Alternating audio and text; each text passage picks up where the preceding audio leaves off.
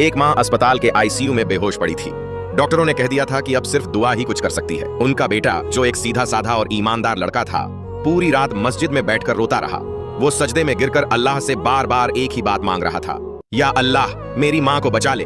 अगर तूने ना चाहा तो मेरा सब कुछ खत्म हो जाएगा। उसकी आंखों से आंसू थमने का नाम नहीं ले रहे थे। उसकी सच्ची और टूटी हुई आवाज आसमान तक पहुंच रही थी। इधर अस्पताल में रात का तीसरा पहर था। सब सो रहे थे, लेकिन माँ की हालत बिगड़ती जा रही थी। अचानक आईसीयू के दरवाजे पर एक सफेद कपड़ों में लिपटी एक नर्स दिखाई दी। उसका चेहरा बेहद शांत और रोशन था।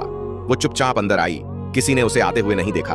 उसने माँ के पास आकर उनका माथा सहलाया और धीमे से कहा, तुम ठीक हो जाओगी। जैसे ही उसने हाथ रखा, माँ की धड़कनें तेज हो गईं, मशीनें सामान्य होने लगीं और कुछ ही देर में माँ ने धीरे धीरे अपनी आंखें खोल दी। सुबह डॉक्टर आया तो वो हैरान रह गया। रिपोर्ट्स बिल्कुल ठीक थी। माँ अब होश में थी, मुस्कुरा रही थी। डॉक्टर ने पूछा, रात में कौन सी नर्स ड्यूटी पर थी? पर कोई नहीं जानता था कि वो कौन थी। न कोई रिकॉर्ड, न कोई नाम। इधर लड़का मस्जिद से बाहर निकला। सूरज की पहली किरणें आसमान में फैल रही थीं। वो आसमान की तरफ देखता रहा। उसकी आंखों में आंसू थे, लेकिन चेहरा सुकून से भरा हुआ। उसने बस इतना कहा, या अल्लाह, तूने मेरी माँ के लिए फरिश्ता भेजा। तेरा लाख लाख शुक्र है। यह कहानी हमें याद दिलाती है कि जब दिल से की गई दुआ होती है तो अल्लाह अपनी रहमत के फरिश्ते जरूर भेजता है।